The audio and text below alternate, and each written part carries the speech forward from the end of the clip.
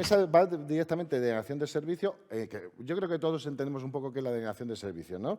Que es la degradación o la interrupción, un tango down de un activo digital, que está expuesto a Internet. Puede ser desde una banca corporativa, desde una VPN, un servidor de correo. Pero lo primero es, hay gente que trabaja también en medidas defensivas de mitigación y de limpieza de estos ataques. Pues comencemos por orden. Preséntate, porfa. Bueno, me llamo Daniel Hao, soy preventa de ingeniería en Fastly, focalizado sobre todo en la parte de seguridad. Y Fastly, para quien no lo conocéis, somos una de las mayores redes de CDN a nivel mundial, que tenemos presencia en todo el planeta y con una capacidad de absorción de tráfico de negación de servicio distribuido, añadiendo la segunda D, bastante masivo. Y bueno, pues he estado recopilando bastante información de mis compañeros del CISOC para poder traer aquí alguna anécdota graciosa y ver lo que es el sufrimiento de día a día de esta gente. Por favor. Perfecto. Buenos días, soy Carlos Fragoso y soy instructor de SANS. Y bueno, pues llevo más de 20 años trabajando en ciberseguridad, cuando todavía no se llamaba ciber. y bueno, pues intenta dar un poco, aportar en este panel, ¿no? Pues la experiencia, ¿no? El conocimiento que hay de esta tipología de incidentes, ¿no? De toda la inteligencia que es recopilada detrás, gracias a los fabricantes, a la propia industria, ¿no? Que al final pues, nos hace entender un poco una problemática que no es nueva, lleva muchos años, pero que al final, como todas las amenazas, pues han ido evolucionando de muchos Y a nuestro siguiente invitado, gracias. Bueno, yo soy Nacho García, soy el director técnico y de operaciones de A3Sec España. Y nada, bueno, también un poco por enfocar a nivel de servicios cómo ayudamos, ¿no? A nuestros clientes y en todo este tema de denegaciones de servicio y demás que bueno, que creo que es algo que llevamos sufriendo toda la vida. Existe HPing. Exacto, ¿sabes? Eso es. No, pero bueno, no, es importante, es decir, porque el problema no es mínimo, ¿sabes? Es decir, hoy en una sociedad digital en la cual vivimos, ¿no? Donde todos los activos están online, pero y solo asociamos de repente nuestra cabecita a la banca, pero no es la banca, es todos los activos de un mundo que creamos, donde la economía mundial se mueve digitalmente, servicios que pueden ser afectados. Entonces, sí me gustaría, y vamos a ir saltando de esta manera dinámica, es decir, qué activos, porque siempre nos imaginamos la página web del banco, ese banco que todos odiamos, el que te cobra comisiones, ¿no? ¿Sabes? Pero hay muchas más cosas. ¿Qué activos digitales podrían ser afectados? A ver, como bien dices, es muy difícil que pase un día nuestro sin que hayamos utilizado o bien una app o bien algún tipo de aplicativo, o bien en el coche, o bien para coger un servicio de transportes. Cualquier otro aplicativo que hayamos utilizado en nuestro día a día, yo creo que es, a no ser que te vayas a una cabaña y estés allí solo tú con el fuego y no utilices nada, es muy difícil que hoy en día no pasemos por algún servicio o aplicativo que tenga que tener esa garantía de que está. Y hay otro punto más importante. El hecho de que está significa que está disponible, está funcionando. Pero hay veces que una campaña que tú hagas puede hacer que de repente venga mucha gente a verse. O porque ha habido un cambio del aplicativo. También hay que saber identificar la diferencia entre alguien malvado que lo que está haciendo es intentar denegarte ese servicio versus, oye, me está yendo muy bien la campaña de venta y ahora resulta que tengo un pico tremendo. Porque en el fondo las denegaciones de servicio se basan en eso, en masivamente te voy a tumbar. No es que voy a buscar una vulnerabilidad, voy a buscar algo donde realmente te duela, sino lo que busco es simplemente hacer que tu servicio deje de estar disponible. Entonces, ¿cómo lo hago? Pues el famoso intentar lanzar muchas peticiones. Pero a nivel de aplicativo, yo creo que es que cualquier cosa. O sea, cogemos el dispositivo para todo, para el WhatsApp, para el correo, para el Teams, para cualquier aplicativo. Todo eso podría en un momento dado ser un aplicativo digital que podría ser afectado por una degradación de servicio. Vamos, ¿tu opinión viene a ser la misma o algún activo digital en concreto? A ver, yo por añadir algo nuevo, yo creo que el mundo está cambiando y aparte de lo clásico, ¿no? Que sería tumbar algún servicio o aplicación de las que todos utilizamos, es que ahora, por ejemplo, el mundo del marketing, ¿no? Ahora ha girado mucho el mundo al tema de los influencers, ¿no? Y la gente que genera contenidos. Pues creo que todos visteis a nivel mediático como varios gamers conocidos pues no cayeron de una competición porque les hicieron una denegación de servicio. Realmente, entonces, al final, no solo hay que pensar en un servicio online, sino simplemente nosotros desde nuestra casa, si nuestro trabajo es generar contenido, hacer un streaming para millones de personas, pues el que caigamos, pues dejarnos fuera de una partida, dejarnos fuera de ese streaming, pues es un tipo de activo también que deja de generar negocio, ¿no? ¿Y en tu caso? Y en mi caso, y específicamente, ¿no?, ya bajando un poco más al tema un poquito más técnico, ya no el activo en general, sino los elementos de los activos, ¿no?, que podemos tener. Hablar también de partes de DNS específicos, ¿no?, de compañías de comunicaciones, los CGNAT también, que en la época, ¿no?, que se atacaban los CGNAT ya te digo, de alguna telco grande y se caían grandes zonas geográficas porque al final estaban cubriendo, ¿no?, asignando IPs esa parte y no tenían que atacar solo a una IP, sino atacaban a la del CGNAT y se caía media Andalucía, medio Sevilla y tal, ¿no? Y después el otro panorama que se habla menos, ¿no?, que es la parte de temas industriales, OT y IoT, que se están exponiendo, y temas de domóticas en casa, ¿no? Hay a veces que metemos cacharros domóticos en casa que se tiene que hablar por DNS con partes de la nube, ¿no? Y si hay una denegación a esas partes o a ese DNS del que llama, al final posiblemente no puedas abrir la persiana o no puedas controlar tus plantas o cosas peores, ¿no? O sea, estamos hablando ya de que tenemos tan integrada el tema IP en casa que no nos damos cuenta que todo habla por un protocolo DNS, todo habla para pedir cierta información a la nube, ¿no? Pues muchas cosas y para que funcione, para que funcione. Entonces, al final creo que es crítico también ese activo, ¿no? Ese activo más intangible que no nos damos cuenta, que es el simple DNS que tenemos en las configuraciones IP, ¿no? Ahí tenemos el problema cuando tu cafetera puede destruir tu casa. Totalmente. ¿No? Nunca puedes apagarla remotamente y llega una temperatura que explota. ¿Sabes? Pero lo importante es que aquí, es decir, esto está muy bien, pero esto se hace porque hay dinero, ¿no? Debe ser parte de un crimen bajo servicio, ¿no? Es decir, la denegación de servicio no tendría sentido si no alguien no se lucra de ello, ¿no? Que entiendo que por eso es la moda de hacer ataques de denegación de servicio. Bueno, aquí hay varias. O sea, la denegación de servicio al final puede venir porque alguien pone dinero en la mesa y dice, oye, la competencia, por ejemplo, decir, oye, quiero que tumbes a este cliente porque yo quiero tener más capacidad, o puede incluso llegar a ser simplemente gente que está cacharreando. O sea, aquí al final gente que sabe y mucho puede ponerse a jugar y a cacharrear. Nosotros hemos visto uno de los últimos masivos de denegación de servicio en la red de Reddit, para que os deis cuenta el nivel, era a Barracat. O sea, estamos jugando al gato y el ratón. O sea, son unos cachondos. O sea, quiero decir, hay veces que simplemente el hecho de gente que tiene capacidad técnica muy buena para poder hacerlo, puede intentar hacer una denegación de servicio porque ha habido alguien que ha puesto en un foro algún contenido que no interesa y no haya realmente solamente la causa económica. Lo que sí que es cierto es que cuando hay causa económica suele ser detrás de alguien que tiene un valor, ese activo digital brutal, porque sí que es cierto que si mi cafetera no se actualiza en 6 meses, vamos bien. Si mientras siga saliendo el café, la cosa funciona. Pero si mi sistema bancario o mi aplicación de seguros deja de funcionar y la del otro sí, porque ha habido un ataque masivo, pero yo creo que cuando es más dinero, yo creo que hay más tendencia al malware y a todo el ransom, que al final eso les genera mucho más lucro que lo que te puedan pagar por una denegación de servicio. Y luego, además, hay muchas denegaciones de servicio que vienen ya en el paquete que se ha bajado la señora, la abuelita en Canadá, y que abre el ordenador cada 3 días para conectarse con su nieta. Ese ordenador está infectado y tiene una capacidad de hacer un posible distributed denegación de servicio, de manera que genera tráfico a órdenes de otro que puede estar. La complejidad de la denegación de servicio, sobre todo, yo creo que es mucho entender si realmente estás siendo atacado o realmente estás en un momento puntual que te has hecho famoso y que realmente estás creciendo. Ahí hay que siempre ser muy capaz de poder discernir una cosa con otra. No, y hablaremos sobre las soluciones en casos de estos, ¿no? De que llegue Shakira a dar un concierto y se pete la página web porque todo el mundo... ¿Sabes? Es un ataque de denegación de servicio, pero debido a un happy problem, porque estoy vendiendo miles de entradas por minuto, ¿no? Pero la verdad que a mí siempre me interesa la parte de... hay gente que juega, hay gente que experimenta, etcétera, y la parte lucrativa no sé hasta qué punto es eso, que activos importantes, no como el negocio de ransomware, que sabemos que mueve muchísima pasta y tú pagas y ya está, ¿no? Pero si se puede utilizar esto para pedir determinados rescates a determinadas entidades aseguradoras, financieras,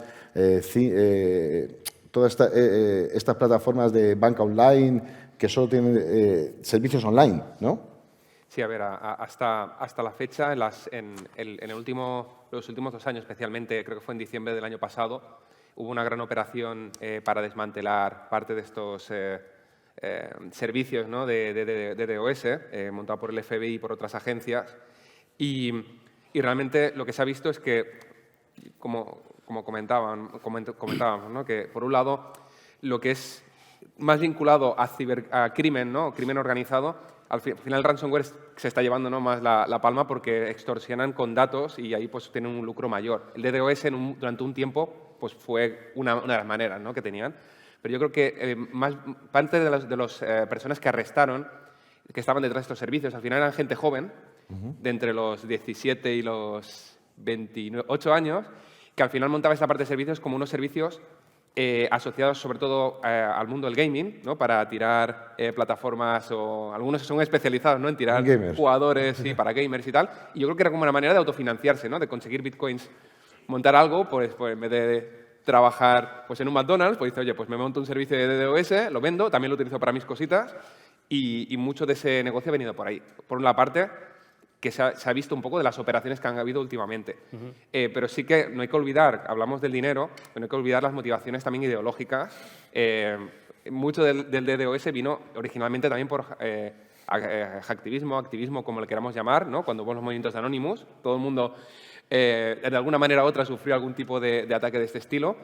Y al final ahora lo que se ha visto, sobre todo este último año, ha sido todo vinculado a el conflicto con Rusia, ¿no? Hay toda una serie de grupos, estaba mirando mis notas, un grupo que se llama Killnet, que había atacado a Polonia, a República Checa, etcétera, a varias infraestructuras, causando denegaciones de servicio con el objetivo simplemente de apoyar, ¿no? la causa rusa, ¿no?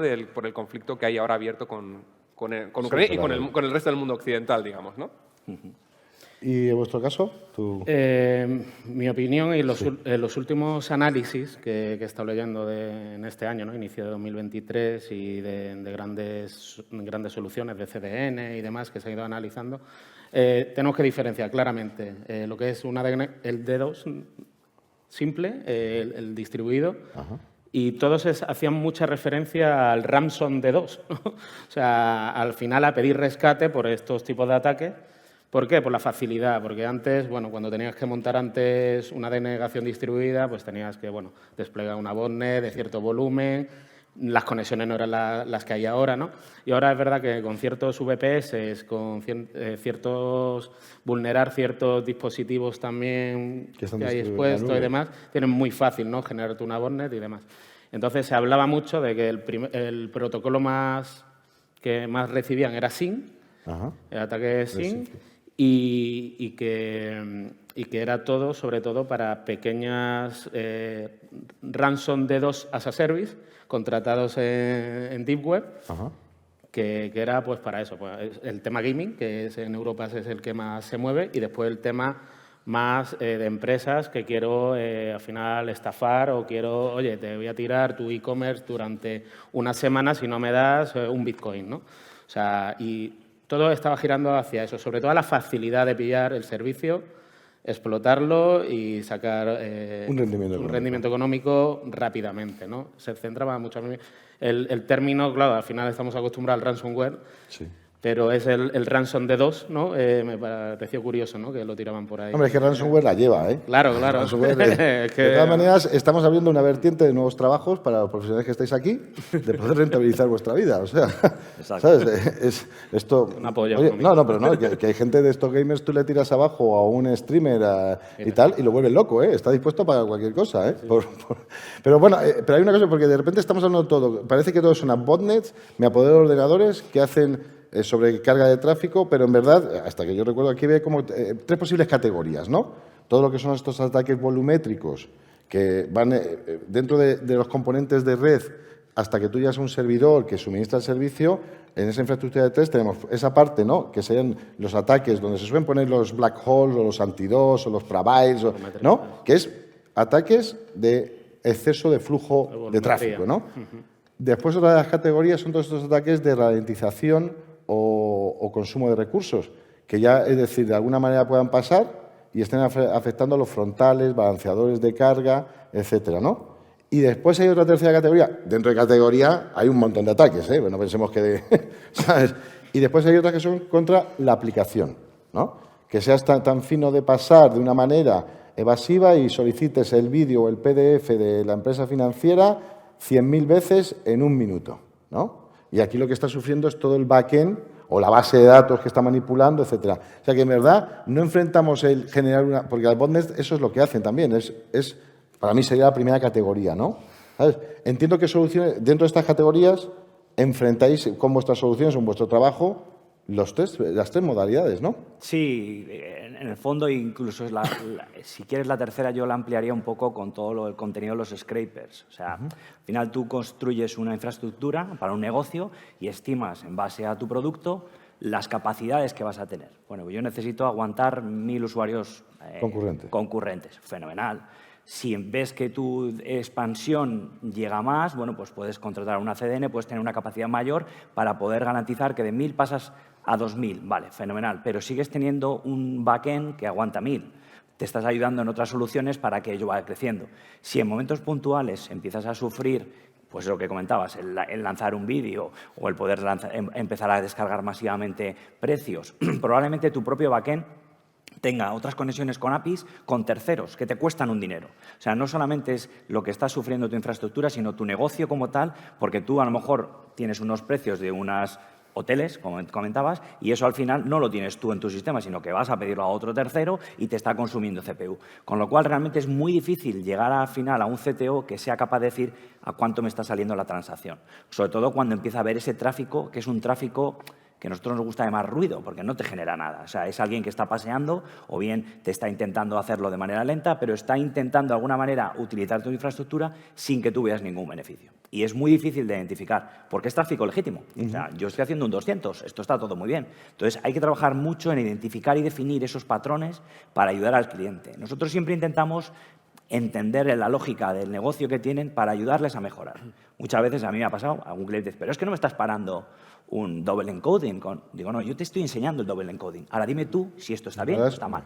Porque lo que no puedes hacer por defecto, y es uno de los problemas que teníamos en los antiguos WAF, aquellas cajas negras, que tenía que haber un tío muy experto y que nadie tocaba y que, oh Dios mío, no lo toques, que se rompe, es que íbamos a machete y generábamos muchísimos falsos positivos. Hay que tener más capacidad de tener visibilidad y poder darle la información al cliente y decir, aquí está esto, señor cliente, ¿qué hago con ello?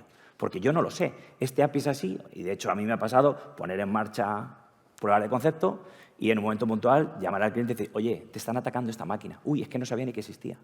O sea, ese es el problema. Muchas veces evolucionamos, vamos muy deprisa, vamos montando sistemas que no sabemos que siguen estando. Entonces, es muy importante poder dar visibilidad al negocio para ver lo que tienes, para luego decidir qué cortas o no cortas. Porque si no, evidentemente, hoy en día yo estoy convencido que aquel que no tiene visibilidad de lo que está entrando en su infraestructura no es capaz de cuantificar lo que le supone al negocio entre pérdidas y ganancias. No, y además que siempre, en verdad, siempre es un tráfico legítimo. Claro. Es decir, lo único que es un uso malintencionado de los protocolos y la conectividad que estos dan de Internet. O sea que, de hecho, bueno, en mi época, la primera compañía que a mí me gustó muchísimo fueron los famosos Arbor, los Pipflows y los Prevail de Arbor, pero que fue una compañía que nació a propuesta del Departamento de Defensa norteamericano, porque ellos ya hace 20 años ya vieron la movida que se podía venir en una sociedad digital, con servicios digitales y que con protocolos legítimos, peticiones legítimas, pero con un mal uso de ellos, podría suceder, ¿no? Pero, y en lo que enfrentáis en vuestras soluciones o servicios suministrados, entiendo que vuestra misión es trabajar en estas tres, hemos abierto 3 categorías, por decir, de ataques, ¿no? Sí. A ver, la parte, como decías, hay partes que ya se conocen históricamente porque ya hace muchos años, ¿no? Los ataques volumétricos, sea por paquetes, por flujos, por volumen de tráfico.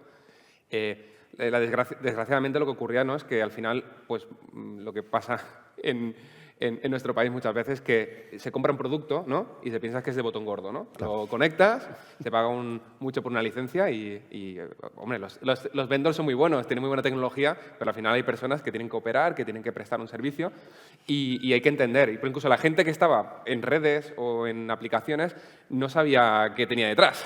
Le montaban cualquier cosa y vete tú a saber qué es bueno o qué es malo, ¿no? Entonces, yo, desde mi punto de vista, al final lo que yo enfrento cuando estoy dando formación en ciberseguridad es, por un lado, la parte de arquitectura. Es Es muy importante hacer reflexionar a la gente que entienda bien su arquitectura. No la tiene que saber bien ni el vendor ni tu proveedor de servicio. La tienes que conocer el servicio, la tienes que conocer primero tú. O que te la aprendan a descubrir, ¿no? Que te enseñen a cómo entenderla. Porque al final es depender de esos eslabones débiles que están en todas las aplicaciones, ¿no? Y la segunda parte es la inteligencia. Los ataques, ya cuando sucede, pues al final, como digo yo, es como te están dando amor, ¿no? Gigas y gigas de tráfico. Pero no, eso es ya vienen los responders, los forenses para hacer su trabajo. Pero el incidente empieza antes de que haya el trigger, ¿no? De que alguien apriete un botón, y es la inteligencia. Tienes que saber entender qué te pueden hacer para mejorar las medidas de protección. Tienes que saber qué grupos hay, cuáles se enfocan a ti, ¿no? El threat landscape de, oye, si soy un banco, o si soy un gobierno, o si soy un gamer, ¿a quién puede interesarle? Esa recopilación de inteligencia al final ayuda en la generación de todas esas medidas de protección y que la gente que tenga que hacerlo pues esté un paso por delante de esa situación, ¿no? Pero esto es muy importante porque hay una nueva directiva europea, la Tiber-EU, que es que habla, es decir, pongamos que esto del DDoS podría ser también un pentest, ¿no? Podría ser, porque se contratan como pentesting hoy en día.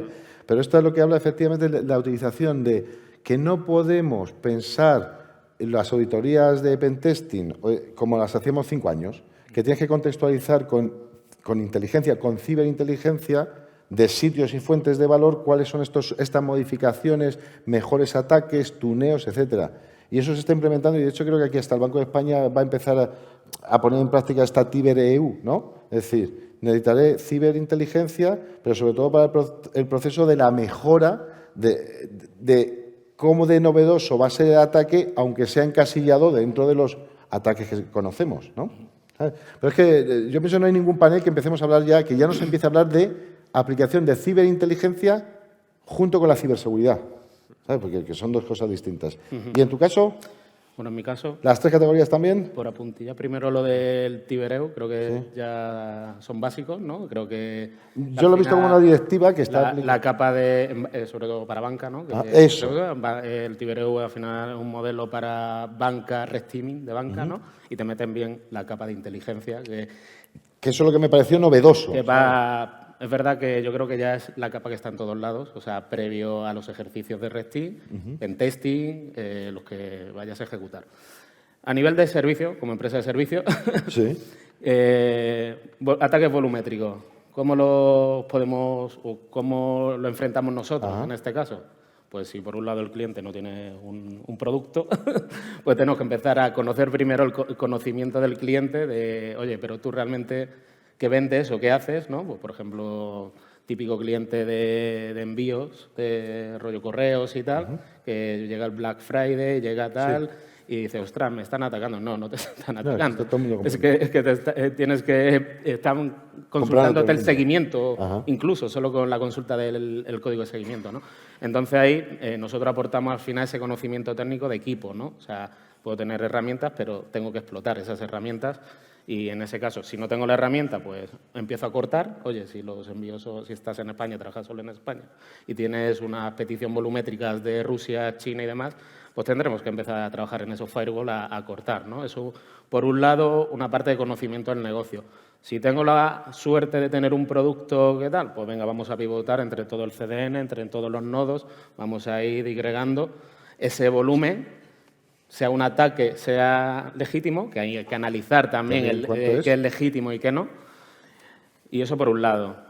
Lo típico, el otro tipo, el que solemos tener con los WAF, ¿no? O sea, al final es raro que no tengamos y ya la mayoría de los clientes tienen sus aplicativos en la nube, te levanta en AWS o en Google Cloud su producto de WAF y tal, y esa gestión de conocer primero el aplicativo, ¿no? Para saber bien si es un ataque, si te está intentando hacer una inyección o si está intentando descargar el PDF 200.000 veces, ¿sabes? Analizar eso, optimizar políticas, que es lo que hacemos nosotros, y alertar, ¿no? Como centro de operaciones de seguridad, alertar y llegar a optimizar. Y eso es un trabajo diario, continuo. Sí, y empezar un proceso de mitigación en el momento que estás seguro que está bajo ataque. Exacto, levantas el incident y es la respuesta y optimizar sobre todo eso, ¿no? Oye, ¿realmente es un incidente o no? Vamos a trabajar si las políticas son correctas, ¿no? De ese WAF, ¿no? Pues aquí es que al principio hubo una época, en esos famosos años 2010, 2011, cuando las campañas de hacktivismo, ¿no? Cuando la operación Bankers en Portugal, el 13 de agosto del 2013, creo que fue, que casi toda la banca... No, es que la gente de Anonymous tumbó toda la banca nacional y extranjera en Portugal, que no se lo creían. Había operaciones de ciberinteligencia que decían... y había un tipo muy potente ahí, que cada vez que entraba, es que no me acuerdo, un héroe... Vamos, un tipo que sabía mucho, ¿no? ¿Sabes? Que cada vez que entraba en una operación, de verdad se caía garantizado esto. Oye, que el tío está dentro, nada, pasa nada. Operación Banker, creo que fue el 13 de agosto de 2013, ¿no? Se cayó toda la banca, ¿no? Pero, y decían, es que esto es labor del operador telefónico. ¿Me entiendes? La primera defensa que pensaban antes de que hubiese era como que era el operador, sea la Telco, Orange, Telefónica, quien era el responsable de poder de alguna vez mitigar esto, ¿no? Ya empezaron la implementación de estas soluciones y sí me gustaría ¿qué es lo que más te gusta, por ejemplo, del servicio que proveéis? ¿No? Porque ahí siempre, yo cuando doy algo, hay una solución o algo que es la que más me gusta para mis clientes. Bueno, a ver, lo que más... Que no significa que sea la mejor, ¿eh? La que más te gusta, ¿eh? A mí lo que más me gusta de nuestra solución es que está pensada 100% API. O sea, primero se ha hecho el API y está completamente pensada para integrar con DevOps y con CDCI, aparte de la visibilidad. Eso al final es dar información muy valiosa para pasar de esa reactividad a proactividad. Ayudar porque es probable que a lo mejor, de hecho alguna vez ha pasado que hemos hecho una demo y el cliente ha dicho, me parece muy bien, ya os llamaremos. Y a la mañana siguiente llamarte y decirte, ponme el WAF ya porque no aguanto. O sea, que decir, todo depende de cuándo. O sea, no es cuestión, es un poco como lo del COVID, ¿no? Que no es que lo vas a coger o no lo vas a coger, lo vas a coger aquí o lo vas a coger más adelante. Pues los ataques van a llegar de alguna manera o de otra. Entonces, el poder darles una visibilidad a los clientes y a la vez integrarlo más, no convertirse en un silo, como eran los WAF antiguos, sino que entre a formar parte de tu pipeline de despliegues, es la mejor manera que tenemos de que esa herramienta aporte. Porque si no, al final acabamos trabajando en silos y ya el concepto de DevOps, la idea era eso, que no habláramos de SysApps y de developers, sino que trabajáramos todos juntos en equipo, integrarte en eso. Entonces, esos son los componentes que yo creo que hacen que nuestra solución sea muy interesante. Claro, que trabajar en equipo en España es bastante complicado, ¿eh? No sé, eso es como el inglés, llevamos 50 años aprendiéndolo. Está por aquí Chris, que por lo menos no se puede comunicar casi con nadie. Llevamos 50 años aprendiendo Open English y cosas de estas, pero bueno, seguiremos tratándolo. En tu caso, de tu servicio, ¿qué es lo que más te gusta? Sí, al final el SANS lo que se dedica es a la formación en ciberseguridad, entonces, y realmente es una formación neutra, ¿no? de fabricante y de tecnologías. Evidentemente, en cualquier formación al final ves productos, hablas de ellos, los alumnos intercambian experiencia, pero yo creo que lo que más he disfrutado como alumno y ahora como profesor, es al final que la gente en una formación pueda probar lo que es un DOS. O sea, es reproducirlo, ¿no? Localmente, es decir, en un entorno controlado, ¿no? Es decir, cualquier tipo de ciberataque, al final, en los cursos de respuesta a incidentes lo que hace es enseñar cómo se ataca, para que no tienes por qué ser un pentester ni ofensivo, pero entender un mínimo los ataques, la metodología. Entonces, en DOS no es lo habitual reproducirlo, pero al menos sí que hacer un poco análisis de tráfico. Yo que vengo mucho del mundo forense, una de las grandes cosas que abre la vista, ¿no? es analizar un poco los logs y el tráfico, el NetFlow, ¿no? Los flujos de tráfico, para entender cómo funcionan ese tipo de ataques. Porque al final, simplemente con herramientas open source, que las tenemos en cualquier distribución, como en la Kali o en la SIF de SANS, pues tienes todas esas herramientas open source para bajarte, no tienes por qué experimentar un DOS, sino bajarte muestras que ya hay de que alguien que lo ha sufrido o que lo ha reproducido y tú ver, ¿no? Cómo entenderlo, ¿no? Que se está produciendo. Porque hay cosas muy fáciles, ¿no? Un volumétrico, pues es un volumétrico. Claro. Pero algo de nivel 7, pues es más complejo entenderlo y, oye, pues voy a ver la capa de aplicación, extraigo qué están haciendo. Cuando hay un ataque no siempre puedes ir tan fácil y tocar de la arquitectura todas las piezas. Y entonces, a veces el tráfico es el primer contacto que tiene un responder, un forense, con lo que está sucediendo para entender por qué no se está parando, ¿no? con las medidas que hay desplegadas, ¿no? Y en tu caso, ¿qué es lo que más te gusta a ti de lo vuestro? Pues aquí tengo como los dos sabores, ¿no? Los dos colores. Me gusta tanto la parte ofensiva de realizar ese tipo de ejercicios que cada vez cuesta más que el cliente quiera hacerlo. O sea, al final no se hacen tanto, antes se hacían más. Hubo épocas que se hacía mucho el servicio de denegación de servicio para probarlo si tu web, si tus activos... Pues te voy a dar un dato, ¿eh? No, es que ahí discrepo contigo. Sí. yo sí he notado pero sobre todo el sector financiero por auditoría interna, Eso ya, está claro. por auditoría interna, determinados activos considerados críticos, no todos los activos de un banco son críticos, no, pero a lo mejor hay 2 sitios críticos, pero ya solo por compliance, igual que tienes un pentesting tipo OWASP, Sí. que puedas, no, te lo digo porque en verdad sí lo he notado y lo he notado no a escala nacional, sino a escala internacional. Porque en verdad tienen que presentar, bueno, que está bien, el típico documento de que en verdad ese activo crítico ha funcionado bien tu solución, ha funcionado bien la capacitación, información que tú dabas y funcionan bien tus servicios, ¿sabes? Claro. Sí, yo lo que me he encontrado también en un mercado ahora, o sea, sí que antes lo hacíamos mucho, es cuando viene por parte de auditoría interna mucho red teaming y ahora estarán pidiendo pues lo que tú dices de negación de servicios. Yo no me lo he encontrado todavía, que me da pena porque realmente al final con ciertos scripts y levantando VPS y tal se puede hacer un servicio súper chulo de prueba.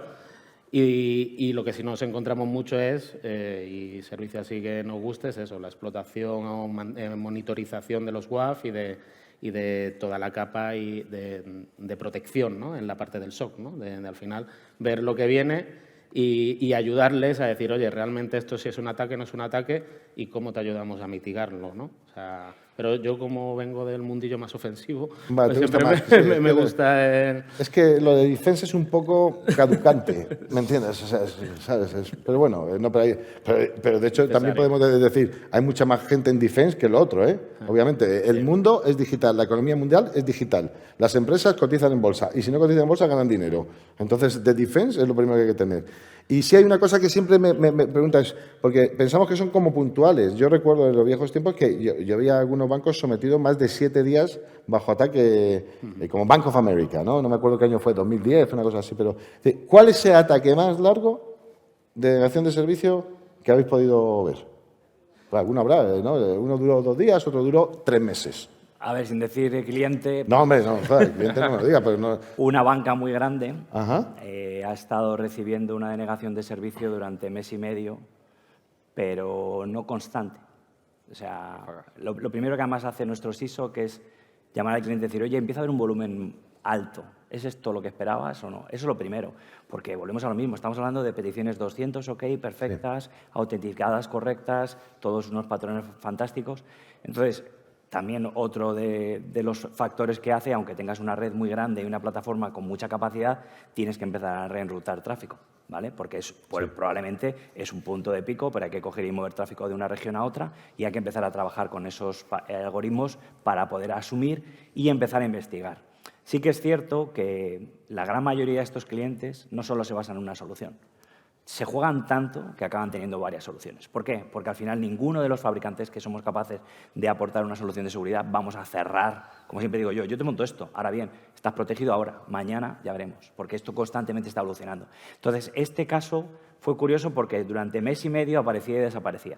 Pero además no con patrones claros, o sea, iba cambiando de regiones, iba cambiando de IPs. Las IPs se pueden comprar por 2 duros, o sea, los bloques de IPs, incluso diferentes ASNs de BGP, o sea, estaba llegando por cualquier sitio. Entonces era muy difícil para mis compañeros del SISOC empezar a trabajar.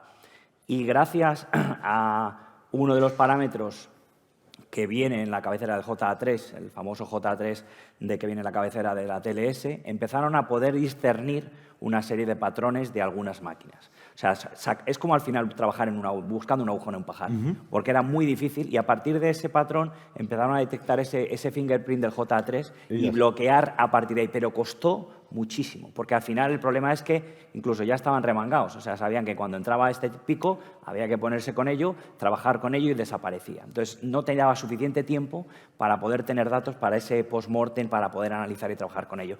Y sí que es cierto que, bueno, que aquí yo creo que lo más importante es trabajar codo con el cliente.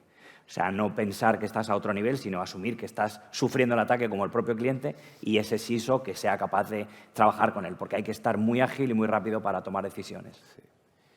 Yo, por mi lado, también sin pecado y no el pecador, en mis historias pasadas, trabajando en área gubernamental, pues vivimos un ataque en un área que duró alrededor de 2 semanas aproximadamente, que era significativo, ¿no? Porque al final estos tipos de ataques, pues bueno, en unas horas, minutos, horas, no es lo habitual que se alargue más de un día.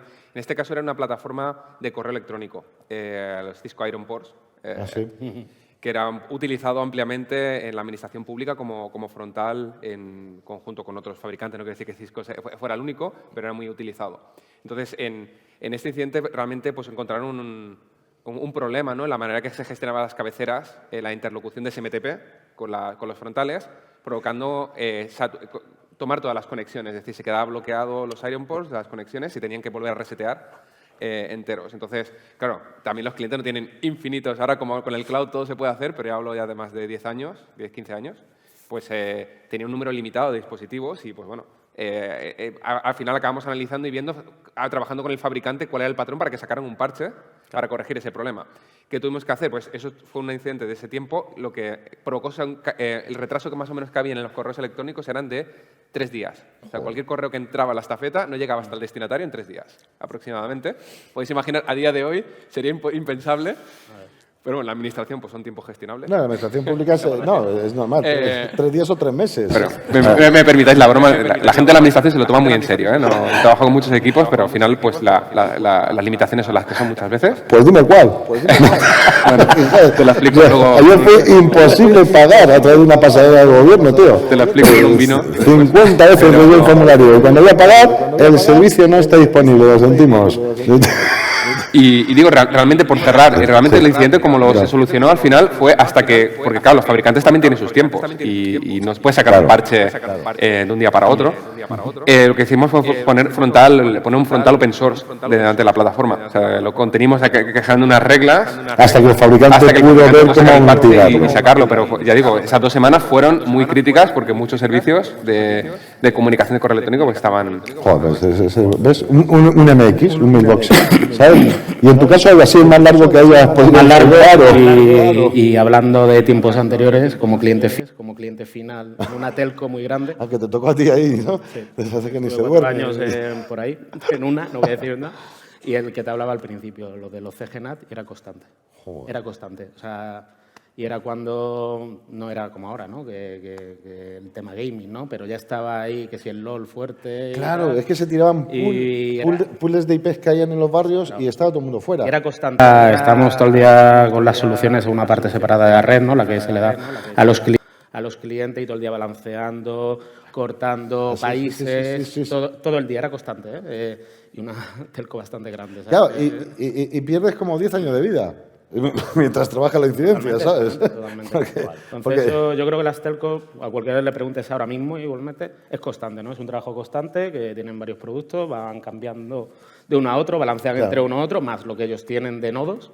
Y eso, vamos, y antes era más fácil, ¿no? Decías, oye, quiero meterle a la IP, pero está detrás del CGNAT, sí, me cargo a todo un pueblo. Sí, un pueblo entero, un barrio entero. Y era constante, eso, pero constante. O sea, creo que siguen teniendo. Pues mira, estamos llegando a concluir esta mesa redonda. Hemos intentado hacerlo sobre todo entretenido, ¿eh? Porque al fin y al cabo ellos están aquí para compartir con vosotros todo el día, en cualquier momento que les podéis preguntar, acercar y eso.